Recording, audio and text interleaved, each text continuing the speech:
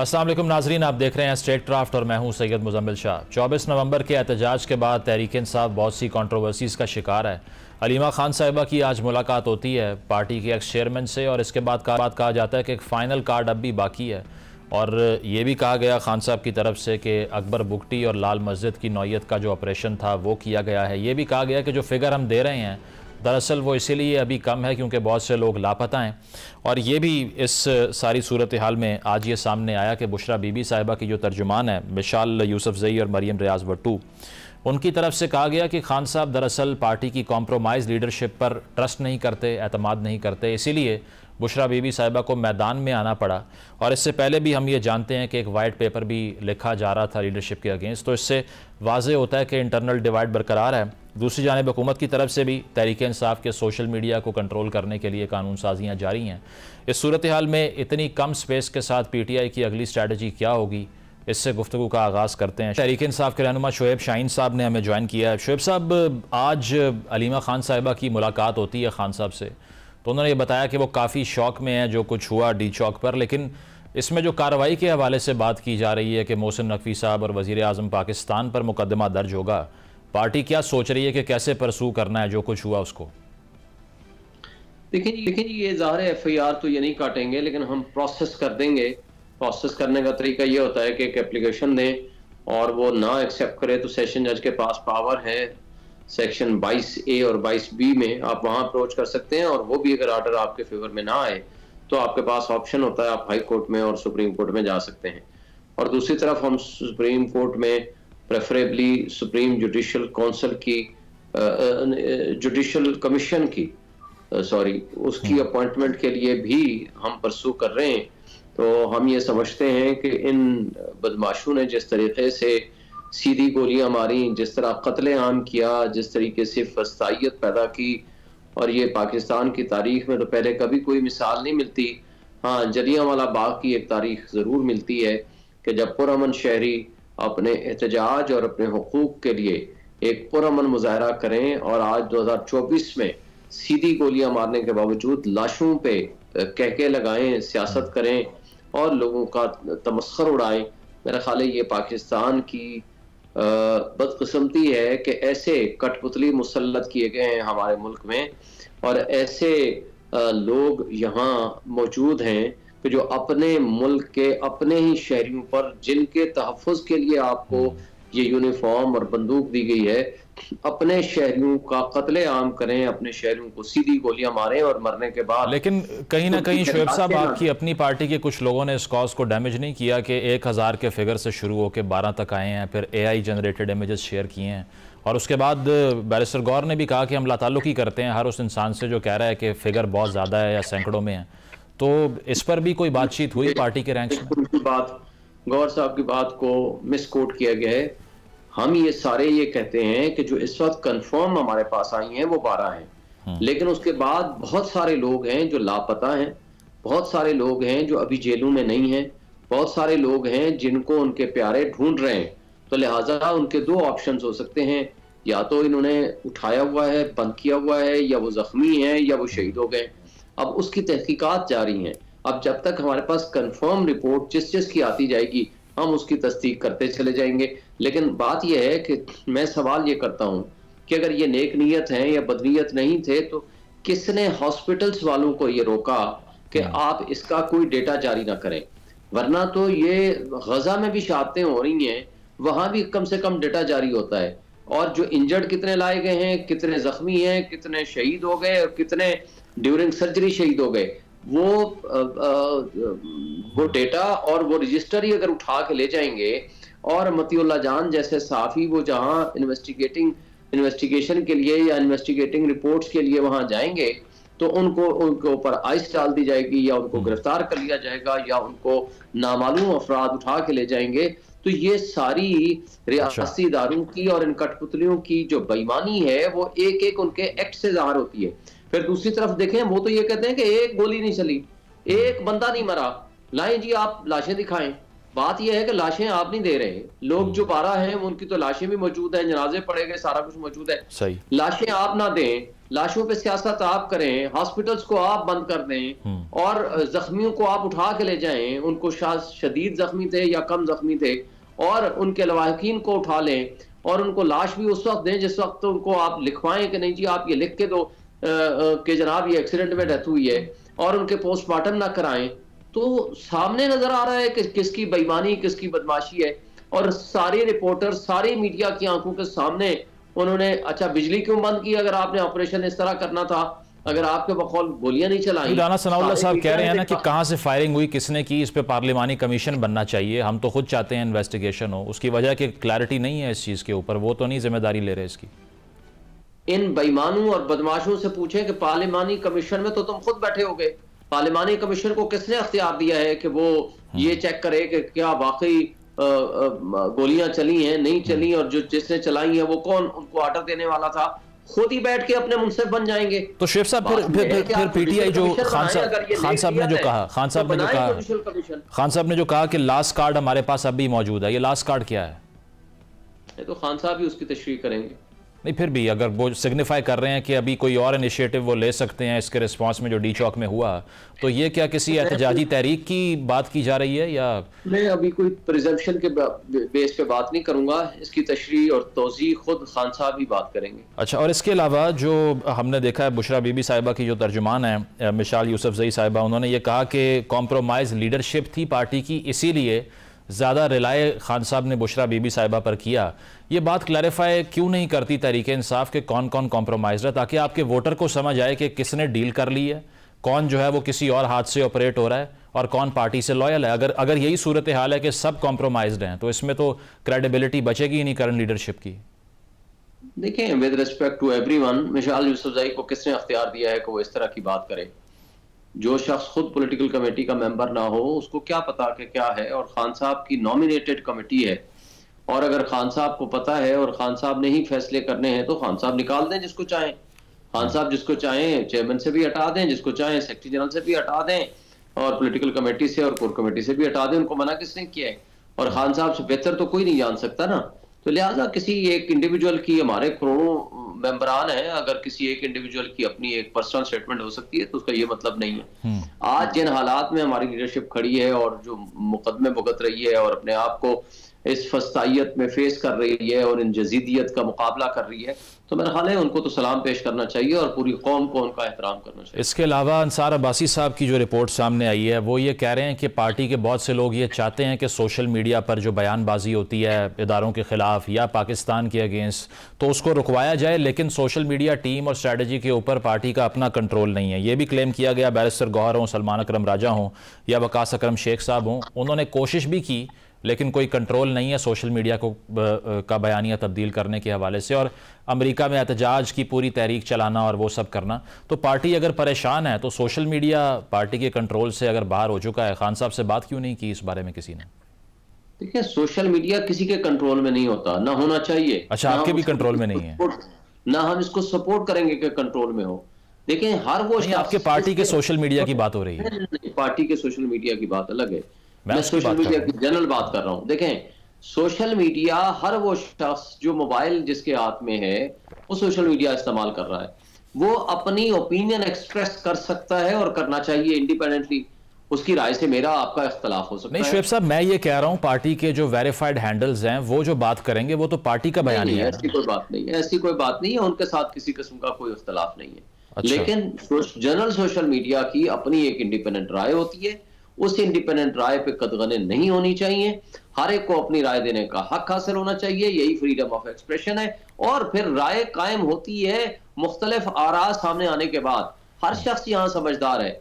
आपके पास social media है, आपके पास 1000 सोशल मीडिया की रिपोर्ट्स आए पाएंगी, और आपने उसको इवेल्युएट और असेस खुद करना है कि कौन सी झूठी है, कौन सी गलत है, कौन सी सच्ची है। तो इसलिए आप उस पर पाबंदियां लगाने की बजाय, ट्विटर बंद करने की बजाय, VPN बंद करने की बजाय, नेट स्लो करने की बजाय, आप IT को फरोग दें, आप इन चीजों को दुरुस्त सिमत में लेके जाएं, आप इसकी तस्हीह तो करें, इसमें रिफॉर्म्स तो लाएं, ना कि आप सिर्फ और सिर्फ अपने जाती और छोटे छोटे मफादात की खातिर पाकिस्तान का बिलियंस डॉलर्स का नुकसान कर रहे हैं। जिस तरीके से आपने 5 दिन पाकिस्तान बंद करके नुकसान किया था, इस तरह आप नेट स्लो करके, नेट बंद करके उससे डबल ट्रिपल नुकसान कर रहे हैं और हमारी यूथ को नुकसान पहुंचा रहे हैं। इस तरीके से ना आपके ऊपर कोई ट्रस्ट करेगा, ना ही आपके पास कोई इन्वेस्टमेंट लेकर आएगा। तो शुएब साहब, गोइंग फॉरवर्ड, अब ये भी पहले बयान आया जब एहतजाज 24 नवंबर का हुआ कि अब खान साहब ने कहा कि पार्लियामान में जाएं, वहां पर भी पॉलिटिक्स होनी चाहिए।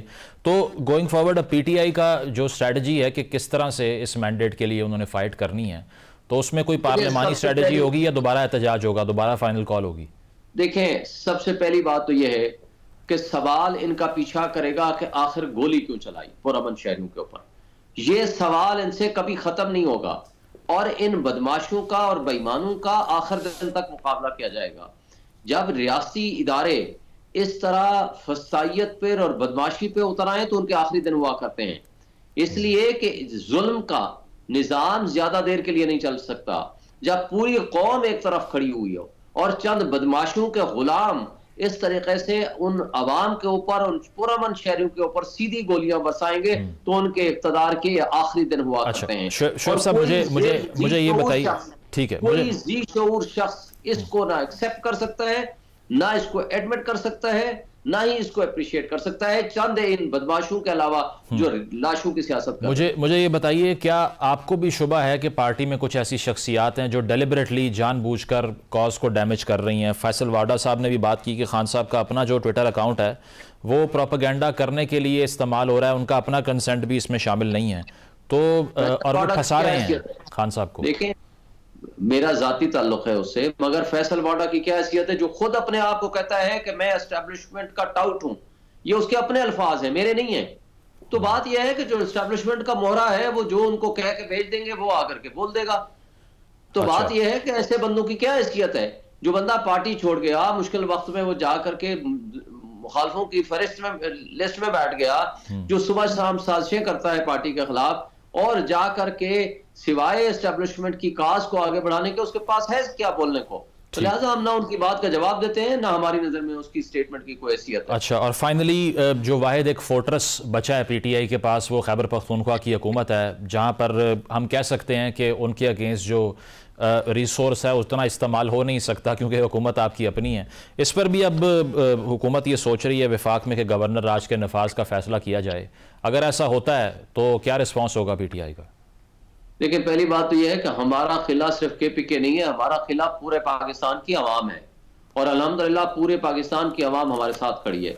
और मुझे लगता है इस बदमाशिया ने फैसला किया है कि पाकिस्तान को तोड़ दें और इसी वजह से आज ये हालत हो गई है कि जिसके पास रोकते हैं, जिसके शख्स के मोबाइल में कोई इमरान खान की कोई तस्वीर या कोई ऑडियो या कोई वीडियो किसी मोबाइल के किसी ग्रुप में भी मिल जाए उसको उठा के जेल ले जाते हैं और फिर जो पश्तो बोलने वाला बंदा मिलता है उसको भी उठा करके जेल में डाल देते हैं। ये इन बदमाशिया की ये जहनी कैफियत हो गई है। तो ये सिर्फ पाकिस्तान तोड़ने की हरकतें हैं और कुछ भी नहीं है और इनकी जरूरत ही नहीं है कि गवर्नर राज लगाएं, और अगर खुदा न खास्ता ये लगाएंगे तो ये मशरकी पाकिस्तान की रिवायत को, बांग्लादेश को, ये उसकी रिहर्सल कर रहे हैं और कुछ भी नहीं है। मुझे बताएं, इन्होंने बलूचिस्तान में जो हरकतें की, आज बलूचिस्तान में इनसे जितनी इनके खिलाफ नफरत है वो आप तस्वुर नहीं कर सकते। केपी में जो इन्होंने हरकतें की हैं, आज इनके साथ कोई मुंह इनको लगाने को तैयार नहीं है। अब ये हरकतें इन्होंने पंजाब में की हैं और इनके खिलाफ जितनी नफरत है वो आप खुद सोच सकते हैं और आप खुद यहाँ बैठे हैं। और सिंध में तो वैसे भी दो किस्म की सरकार चलती है। एक सरकार वो है जो कठपुतलियों ने मुसल्लत कर रखी है और वो बदमाशिया के तौर पर तस्वर होता है, वो करप्ट जरदारी माफिया तस्वर होता है, और दूसरा कच्चे के डाकू की हुकूमत है। जो ड्यूली इलेक्टेड पीटीआई के लोग हैं उनको तो आने नहीं दिया गया। जो ड्यू इलेक्टेड रिप्रेजेंटेटिव है जो कि पीटीआई के लोग हैं या इमरान खान जो हकीकी नुमाइंदा है, उनके हाथ में तो इख्तियार नहीं दिया जाता। और यही सूरत हाल पूरे पाकिस्तान की है और इन हरकतों से इन्होंने अपना बदनुमा चेहरा पूरी दुनिया के मतलब इससे आपको लगता है कि मजीद नुकसान होगा जो इंटीग्रेशन है सूबाई उस पर? बहुत शुक्रिया। शुएब शाहीन साहब हमारे साथ मौजूद थे। एक ब्रेक शामिल करेंगे, ब्रेक के बाद आते हैं। Stay with us.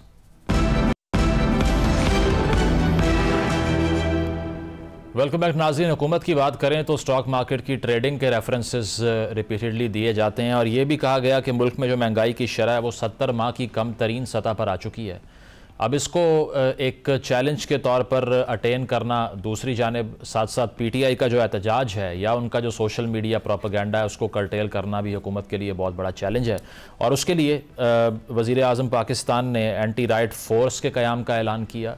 और एक और जो कंट्रोवर्शियल कानून साजी है वो तरमीमी बिल है जो कि पैका ऑर्डिनेंस में क्रिएट किया जा रहा है, और इसके तहत अब ये कहा जा रहा है कि 5 साल कैद और 10 लाख रुपए जुर्माना हो सकता है फेक न्यूज़ फैलाने पर। लेकिन इस तरह के कवानीन इससे पहले भी पॉलिटिकल विक्टिमाइजेशन के लिए इस्तेमाल होते रहे हैं। क्या इस मरतबा इनका गलत इस्तेमाल नहीं होगा, और क्या गवर्नर राज की बातें सदाकत रखती हैं या सिर्फ प्रेशराइज करने के लिए हैं? इस पर बात करते हैं। खुर्रम दस्तगीर साहब ज्वाइन कर रहे हैं, नून लीग के सीनियर रहनुमा हैं। खुर्रम साहब शुक्रिया आपके वक्त का। 24 नवंबर का जो एहतजाज था उसके बाद हुकूमत की तरफ से बहुत से क्लेम्स आए कि मुजाहिरीन की तरफ से हम पर फायरिंग की गई, और इसके अलावा जो मैस शूटिंग के इल्ज़ामात हैं वो ठीक नहीं हैं। लेकिन क्या ये चीज़ आप एडमिट करेंगे कि पीटीआई जो बयानिया चाहती है वही सोशल मीडिया पर प्रिवेल कर जाता है, और उसके जवाब में हुकूमत के पास सिवाय इस स्ट्रैटेजी के कि बंद कर दिया जाए प्लेटफॉर्म्स को, या फिर मुजाहिरीन वाले जो इल्ज़ामात हैं उन पर मुकदमात कायम कर दिए जाएं, गिरफ्तारियां हो जाएं, लेकिन नैरेटिव का क्या करेंगे? क्योंकि नैरेटिव तो वही बन रहा है। अभी भी शुएब शाहीन साहब से हमने बात की, वो ये कह रहे थे कि दरअसल अस्पतालों का डाटा रिलीज़ करने दिया नहीं जा रहा और डेड बॉडीज़ फराहम नहीं की जा रही, बहुत से लोग लापता हैं, इसीलिए हमने 12 का फिगर दिया है, otherwise it could be way more than that. क्या कहेंगे इस पर आप? जी, ये सिर्फ पाकिस्तान का फिनोमेना नहीं है मुज़म्मिल साहब, पूरी दुनिया में हम सोशल मीडिया जो है वो झूठ को, मसाले को, सनसनी को एम्पलीफाई करता है, उसकी आवाज बढ़ा देता है और उसी को लाइक्स मिलते हैं। तो लिहाजा जहां इस किस्म का एक खासतौर पे एक ऐसी जमात है जिसकी बहुत बड़ी मौजूदगी मुल्क से बाहर है, तो लिहाजा उनके लिए तो नकली आर्टिफिशियल इंटेलिजेंस से खून से भरी सड़कों की तस्वीरें नकली बनाकर फैलाना आसान है। लेकिन ये जरूर है कि पाकिस्तान में जिस वक्त तमाम सियासी जमातें हैं उसमें सबसे मौसर जो सोशल मीडिया है झूठ फैलाने में, उसमें कोई शक नहीं कि तहरीक इंतशार का ही। लेकिन इसके जवाब में खुर्रम साहब इसको हम कंडेम तो बेशक कर लें, मैं अगर पर्सनली आपको बताऊं, मुझे बहुत से लोगों ने आकर ये कहा है कि 1000 कैजुअल्टीज़ हो गई। तो जवाब इंसान ये अगर दे भी कि आपकी पार्टी कुछ और कह रही है, बट एक बार जो व्हाट्सएप फॉरवर्ड है जब वो मिलियंस में चला जाएगा तो दोबारा उसको अनडू करना तो इम्पॉसिबल है ना। इसके अगेंस्ट फिर क्या हो सकता है? उसकी वजह यह है कि अगर आप ये समझते हैं कि इस तरह से किसी को मैनिपुलेट करना इतना ईजी हो गया है, तो फिर वोटर नहीं वोट डालना है, उसका माइंड अगर मैनिपुलेटेड है तो ओपिनियन कैसे ठीक हो सकती है कल को?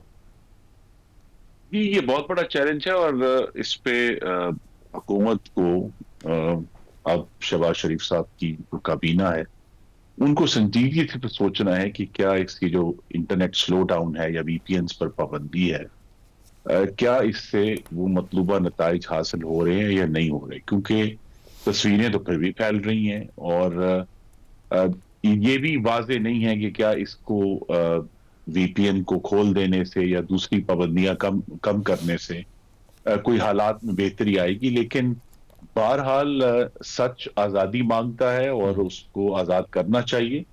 ये जरूर है कि ये इदराक कि सच को भी प्रोपेगेशन करने के लिए उसी प्रोपेगेंडा टूल्स की जरूरत है जो कि झूठ। तो लिहाजा अब जो अगर आप उसे क्रम कहें कि एक मीडिया के सामने सच और झूठ का फर्क है वो खत्म हो चुका है, उनका बराबर वजन है और जो उस वजन को उठाकर उसको ज्यादा मौसर तरीके से उसका इब्लाग कर देगा वही हकीकत बन जाएगा। तो ये एक बहुत बड़ा चैलेंज है। लेकिन हुकूमत के अलावा भी मीडिया को भी इस पर गौर करना है कि अभी तक जो तहरीक इंसाफ है वो किसी किस्म का कोई भी सबूत पेश नहीं कर पाई जो मास किलिंग का इनका दावा है। उनके लोग मुख्तलिफ बातें कर रहे हैं, कोई 12 कह रहा है, कोई सैकड़ों कह रहा है, कोई दर्जनों कह रहा है, उसके लवाकीन कहाँ है। और आपको मालूम है कि रोमन लॉ में जो एक टर्म इस्तेमाल होती है हेबियस कॉर्पस जी, जिसका लातीनी जबान का उर्दू तर्जुमा यह है कि बॉडी कहाँ है, लाश कहाँ है। तो लिहाजा ये इन्होंने एक प्रोपेगेंडा तो जरूर किया है और उसको बहुत लोगों ने उस पर यकीन भी कर लिया है, लेकिन अभी तक अगर जरा सा भी जिसे कहते हैं दिन की रोशनी में आप सबूत और शवाहिद ढूंढेंगे तो उनके पास। अच्छा, और इसके देखिए ना, ये आपका जो क्लेम है कि कोई सबूत नहीं है। आपने जो कहा कि ये प्रोपेगेंडा के तहत ये ओपिनियन फैलाई गई, लेकिन अब इसके जवाब में अगर फैक्ट चेकिंग हो जाए तो वो इंडिपेंडेंटली होनी चाहिए ना। राना सनाउल्लाह साहब ने कहा कि पार्लिमानी कमीशन बना दें, पीटीआई को भी इंगेज कर लें, लेकिन पीटीआई ये कहती है कि उसमें आपके अपने लोग बैठे होंगे, तो हम वहाँ क्या इस्टेब्लिश कर सकते हैं? नहीं, देखिए, ये इंडिपेंडेंस का जो है ना वो मामला भी अब तो सोशल मीडिया अरीना में ये जो जंग है ये हर ने खुद लड़नी है, क्योंकि इस दफा आपने ये भी देखा है मुजम्मिल साहब कि कुछ बैरूनी बड़े मौकर इदारे जो समझे जाते हैं उन्होंने भी इस वाकये की गलत रिपोर्टिंग की है, खासतौर पे एक बरतानवी इदारे में। तो लिहाजा वो कहना कि जी वो इंडिपेंडेंट इदारे ने दुरुस्त कहा है। फिर जब मैंने एक पाकिस्तानी है वो सबसे बड़े मीडिया हाउस है उनसे राब्ता किया और मैंने खुद उनसे पूछा कि आप ने अपने ज़राए इस्तेमाल करके क्या अभी तक तफ्तीश की है? अब तकरीबन आज 7 दिन हो गए हैं। तो उन्होंने कहा जी कि हमें अभी तक 3 से ज्यादा हलाकत की खबर नहीं है और उसमें भी ये वाज़ेह नहीं है कि ये हलाकतें जो है ये गोलियां लगने से हुई। तो लिहाजा यहां तो बिल्कुल ही जो है वो झूठ का राज है और आर्टिफिशियल इंटेलिजेंस में हमें तो आर्टिफिशियल इंटेलिजेंस की जरूरत नहीं है कि साफ सड़क दिखाने में उस पर फोन नहीं गिरा हुआ। खुर्रम साहब, ये बताइए, राना सनाउल्लाह साहब ने ये बात की कि कबल अज़ वक्त इंतखाबात समेत मुख्तलिफ ऑप्शंस पर पीटीआई से बात हो सकती है, तो is it on the cards के प्री इलेक्शन पर भी पीएमएलएन बात करने को तैयार हो चुकी है? राना साहब का ये अपना बयान है। ये देखिए, मुर्शिद की बहाली का जो आगाज हुआ है वो बार बार डिसरप्ट हो रहा है एक जमात के फितने और फसाद से। तो उसका एक सियासी सोल्यूशन जरूर है कि इंतखाबात जो हैं, जो कि अब आपको मालूम है कि 2029 में, चूंकि फरवरी में इस दफा इंतखाबात हुए थे तो 3 महीने वो आगे जाएंगे, तो वो 2029 मई में इंतखाबात होते हैं। लिहाजा उनको 1 साल पहले तक करने की जरूर तजवीज टेबल पर रखी गई है। अच्छा। अगर तहरीके इंसाफ इस मामले पर वो बात करें कि भाई अगर ये चीज टेबल पर आई है तो उसका जो उनकी तरफ से ये जवाब आना अगर चाहिए कि वो फिर इस जो अगले हमारे सामने साल हैं 2028 तक 4 साल 3.5 साल बनते हैं कि उसमें फिर इस तरह की डिसरप्शन दोबारा नहीं होगी। मैं आपको जाती तौर पर अपनी राय दे सकता हूं कि मेरे ख्याल में तहरीक इंतशार जो है, जिसकी तमाम कामयाबी का जो दारोमदार ही इंतशार पर है, ये इंतशार के सौदागर हैं, दीज आर केओस मर्चेंट्स, तो वो तो इसको नहीं माने। तो लिहाजा बहरहाल, लेकिन हम पूरी कोशिश करेंगे कि कोई ना कोई इस मामले का सियासी हल निकाला जाए, क्योंकि उन्हें तो अंदाजा नहीं है लेकिन हमें ये अंदाजा है कि मुल्क की मईशत को इस्तेहकाम की किस कदर जरूरत है, मुल्क के नौजवान मर्द ख़वातीन को नौकरियों की कितनी जरूरत है, मुल्क के किसानों को बेहतर फसलों की किस हद तक जरूरत है, और उसको हासिल करने के लिए अगर हमें कोई इस मामले में सियासी तौर पर रियायत देनी होती है तो उसके लिए हम तैयार हैं। सही। और इसके अलावा जो सियासी इंतकाम की आप बात करते हैं कि जब पीटीआई का दौर था तो बहुत से आपके रहनुमा जेल में रहे और जो लेजिस्लेशंस हुई उन पर भी आपने तनकीद की, लेकिन अब आकर वही पीका लॉ का हम देख रहे हैं, तरमीमी ऑर्डिनेंस सामने आता है, फेक न्यूज़ पर 5 साल कैद, 10 लाख जुर्माना, एक अथॉरिटी का क़याम किया जा रहा है। अब बेशक लाइबल लॉज पूरी दुनिया में होते हैं, लेकिन अगर हुकूमत ही उसको डिसाइड करने के लिए बैठ जाए तो फिर ये कैसे हम मान लें कि ये सिर्फ़ और सिर्फ फेक न्यूज़ को कर्टेल करेंगे, डिसेंट को या इख्तलाफ राय का जो गला घोंटने वाली चीज़ है वो इसमें शामिल नहीं होगी? इख्तलाफ राय तो आपको मालूम है कि अब नहीं रुक सकता तमाम कवानीन, क्योंकि अब आप एक प्लेटफॉर्म को रोकेंगे तो 6 और प्लेटफॉर्म, एक्स को भी ऊपर पाबंदी लगी तो ब्लू स्काई आ गया। दूसरी जगह तमाम प्लेटफॉर्म जो हैं वो तमाम अब टेक्स्ट, वीडियो, स्टिल पिक्चर्स वो सब ऑफर कर रहे हैं। खुर्रम साहब, ये बताइएगा, अब पार्टी के अंदर ये राय मौजूद है कि अगर गवर्नर राज की तरफ चीज़ें जाती हैं खैबर पख्तूनख्वा में तो उससे नुकसान होगा? राना साहब की ओपिनियन मुख्तलिफ इसमें है, बैरिस्टर अकील साहब ने या तलाल चौधरी साहब ने कुछ और कहा। आप सपोर्ट करेंगे इस एक्ट को अगर ये सेल थ्रू करता है ये आइडिया कि वहाँ पर जो इलेक्टेड गवर्नमेंट है उसको डीथ्रोन किया जाए?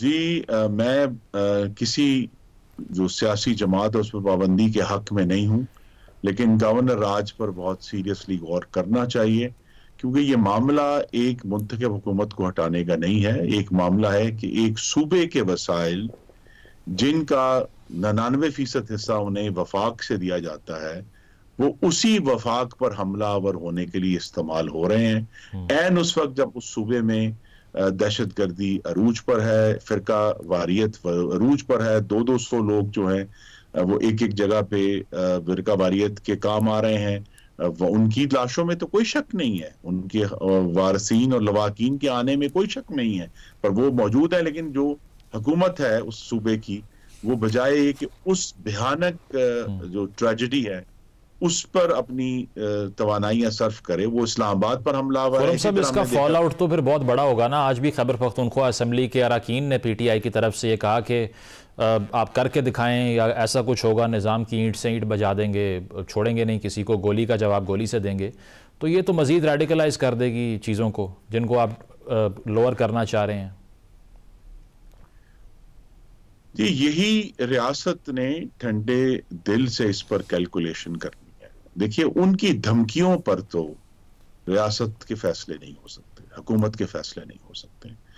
जिस तरह की उनकी जबान है, जिस तरह की उनकी धमकियां हैं, उनको फैसलों की बुनियाद नहीं बनाया जा सकता।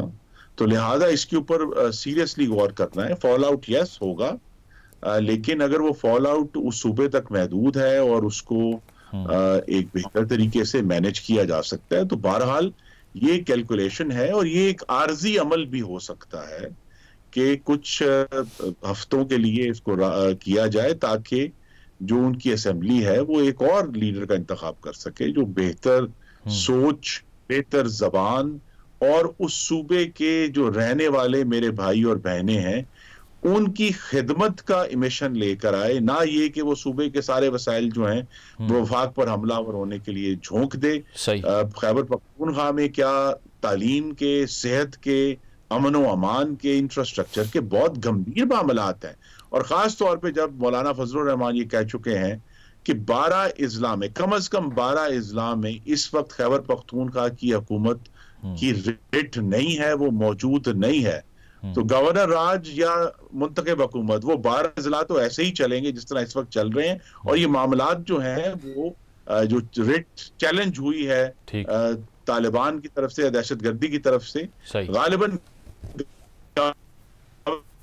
राज के में बेहतर आसानी होगी, क्योंकि फिर तालिबान के जो हिमायती हैं वो रास्ते में खड़े नहीं होंगे। ठीक है, बहुत बहुत शुक्रिया। खुर्रम दस्तगीर साहब मौजूद थे। उनका यही था कि जो खैबर पख्तूनख्वा की हुकूमत का तर्ज अमल है वो उनके लोगों को सर्व नहीं कर रहा, इसीलिए ये चीज़ फ्लोट कर रही है। लेकिन ये कितना दानिशमंदाना फ़ैसला होता है या नहीं, इसका जवाब तो वक्त देगा। एक ब्रेक शामिल करते हैं, ब्रेक के बाद वापस आएंगे। Stay with us.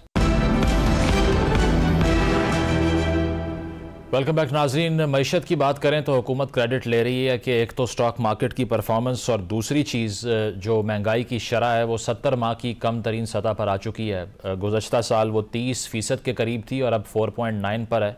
तो इसको गवर्नमेंट अपनी सक्सेस के तौर पे अनाउंस कर रही है। और एक और जो चैलेंज है वो ये है कि IMF की जो दूसरी किस्त है प्रोग्राम की, वो सिक्योर करने के लिए नए आदाफ मुकर्रर किए गए हैं और बहुत से सेक्टर्स में शॉर्टफॉल भी है टैक्स रेवेन्यू को लेकर।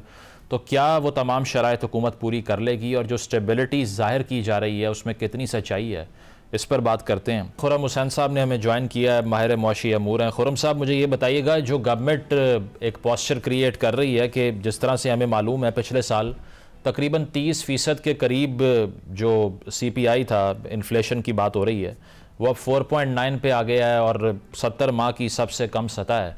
तो ये कैसे पॉसिबल हुआ है? क्या जो इन्फ्लेशन बढ़ने के प्रोपोर्शन की बात करें वो स्लो हुआ है या वाकई ऑन ग्राउंड महंगाई कम हो गई है? नहीं, ऑन ग्राउंड महंगाई ना कम हुई है ना कम होएगी। लेकिन महंगाई में जो इजाफा हो रहा था, जो कीमतों में जिस रफ्तार से इजाफा हो रहा था, वो अब फ्लैट हो गया, यानी कि अब उसमें इजाफा जो है वो रुक गई है वो चीज। तो हुआ तो है लाजिम, और इसकी बुनियादी वजह मेरी नजर में यही है कि जुलाई 2023 से लेके ऑनवर्ड्स गवर्नमेंट ने एक IMF प्रोग्राम के तहत स्टेबलाइजेशन मेजर्स अप्लाई करने शुरू किए थे।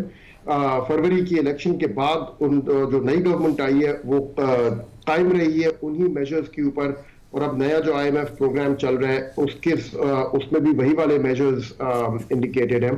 तो जैसे आप देख लें करंट अकाउंट सरप्लस में आ गया है, फिस्कल डेफिसिट जो है वो कम हो गया है, प्राइमरी बैलेंस जो है वो सरप्लस में चला गया है। इन चीजों ने इस महंगाई को काबू में लेके आई है।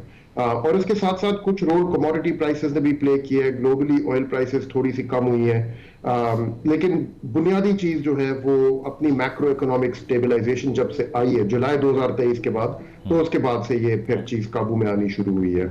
अच्छा, और इसके अलावा जो दूसरी किस्त है IMF के कर्ज प्रोग्राम की, अब उस पर यह कहा जा रहा है कि बहुत सी शराइत एक तो पूरी नहीं हुई और डू मोर का मुतालबा भी है। तकरीबन 39 मजीद शराइत सामने रखी गई हैं, और जो पूरी नहीं हुई इसमें भी टैक्स जो रेवेन्यू था उसमें शॉर्टफॉल बताया जा रहा है 85 अरब रुपए का।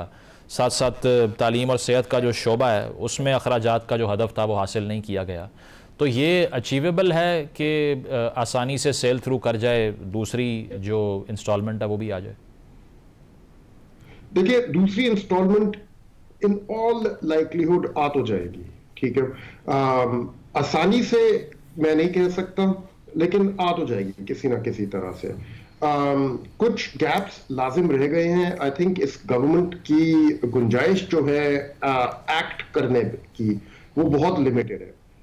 चारों तरफ से अब ये हेमडेन है। हमारे जो फाइनेंस मिनिस्टर साहब हैं उन्होंने नवाज शरीफ साहब की जो फैक्शन है PMLN में उनको भी खुश रखना है, शहबाज शरीफ साहब की जो फैक्शन है उनको भी खुश रखना है, साथ साथ जो कोalition पार्टनर्स हैं उनके इतराजात होते हैं उनको भी नजर में रखना है, और साथ साथ हमारे जो फौजी क़यादत है उनकी भी उन्होंने जो प्रेफरेंसेस होती हैं उनको भी नजर में रख के एक प्रोग्राम चलाना है। तो उनके पास उसके सब कुछ करने के बाद जो गुंजाइश रह जाती है वो इतनी कम है, इतनी लिमिटेड है कि उनके पास कोई रूम नहीं है, कोई रूम फॉर मनूवर जिस चीज को कहते हैं अंग्रेजी में, बिल्कुल नहीं है।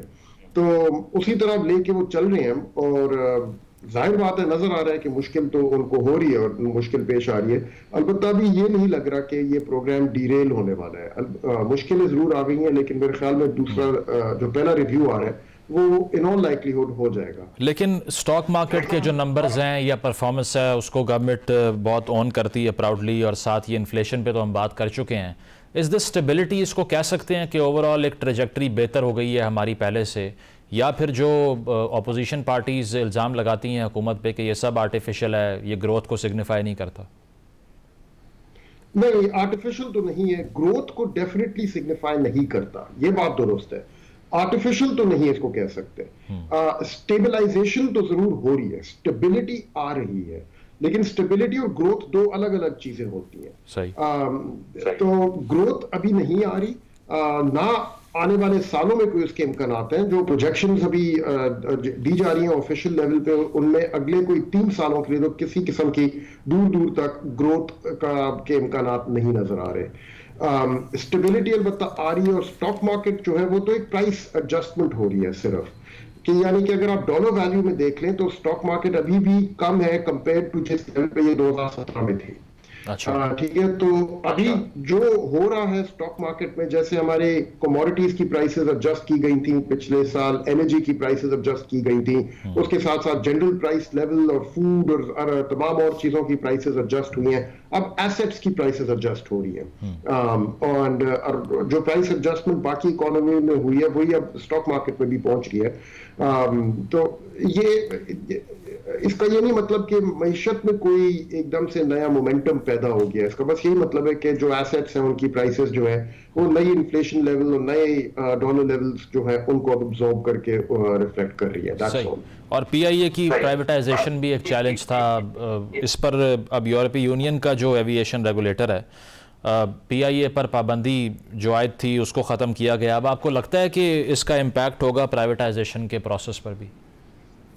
नहीं, मेरा नहीं ख्याल। देखें, अगर PIA के कोई कितने एक्यूमुलेटेड लॉसेस कोई 700 अरब रुपए तक के अगर होंगे अंदाजन, और ये 2010 में अगर कोई 90 अरब रुपए थे, तो जिस टाइम पीरियड में ये एक्यूमुलेटेड लॉसेस बने हैं उस टाइम में तो ये वाले रूट्स खुले हुए थे।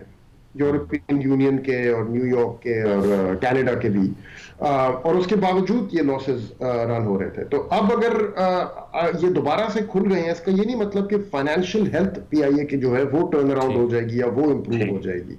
अलबत्ता yes, I mean I think as a symbolic thing it looks good कि एक काफी बुरा इम्पैक्ट आया था पीआईए के ऊपर उस एयर क्रैश के बाद, और वो अब हट चुका है उसके ऊपर। सही, कुछ ना कुछ उस पोस्ट को रिपेयर किया जाएगा। बहुत शुक्रिया, खुर्रम हुसैन साहब हमारे साथ मौजूद थे। एक ब्रेक करेंगे, ब्रेक के बाद वापस आते हैं। Stay with us.